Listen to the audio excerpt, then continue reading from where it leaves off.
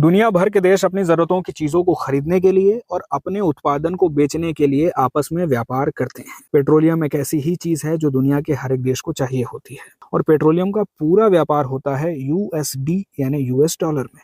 क्योंकि 1970 के दशक में यूएस और सऊदी अरेबिया के बीच में एक समझौता हुआ था जिसमें कहा गया था कि यूएस सऊदी अरेबिया को सैन्य सुरक्षा देगा और बदले में सऊदी अरेबिया अपने पूरे पेट्रोलियम का व्यापार यूएस डॉलर में ही करेगा।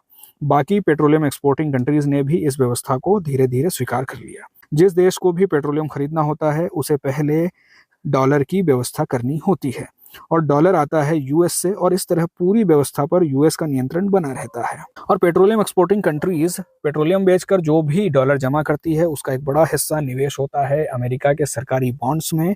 और जब निवेश के लिए अमेरिका के सरकारी बॉन्ड्स की मांग बनी रहती है तो उसकी ब्याज दरें बहुत कम हो जाती हैं। इस तरह अमेरिका को कम ब्याज दरों पर कर्जा मिल जाता है। इससे अमेरिका अपने खर्चों को, कर्जे को और ब्याज दरों को नियंत्रित रख पाता है।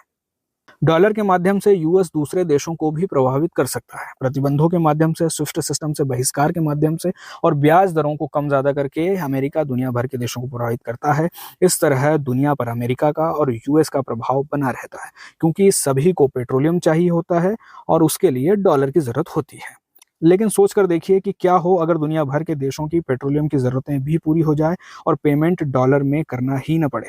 इससे आगे बढ़कर देखें तो जरा सोच कर देखिए कि क्या हो कि किसी को भी न तो पेट्रोलियम की जरूरत हो और न ही यूएस डॉलर की। यहाँ विचार आता है डी डॉलराइजेशन का। डी डॉलराइजेशन का मतलब है कि दुनिया की यूएस डॉलर के ऊपर से निर्भरता को कम करना है। पिछले कई दशकों में अंतर्राष्ट्रीय व्यापार, तेल की खरीद और दुनिया के फॉरेक्स रिजर्व में अमेरिका की जरूरत होती है। लेकिन अब कई देश अमेरिका के और डॉलर के प्रभाव से निकलना चाहते हैं क्योंकि डॉलर पर निर्भरता अमेरिका को आर्थिक दबाव डालने की ताकत देती है, जिससे अमेरिका प्रतिबंध लगाता है, ब्याज दरों को कम ज्यादा करता है और व्यापार पर नियंत्रण रखता है। इसलिए चाइना, रशिया, भारत और ब्राजील जैसे देश स्थानीय मुद्राओं में व्यापार करने पर जोर दे रहे हैं, फॉरेक्स में सोना जमा करने पर जोर दे रहे हैं, नए भुगतान सिस्टम बना रहे हैं और करेंसी स्वैप को बढ़ावा दे रहे हैं। यहाँ पर सवाल उठता है कि क्या दुनिया से डॉलर खत्म हो जाएगा? नहीं, ऐसा नहीं होगा, लेकिन अमेरिका की जगह एक मल्टी करेंसी सिस्टम जरूर खड़ा हो सकता है। यही है डी डॉलराइजेशन की व्यवस्था, जहां पर अमेरिकी डॉलर की आवश्यकता नहीं होगी और दुनिया भर के देशों के पास ज्यादा आर्थिक आजादी होगी।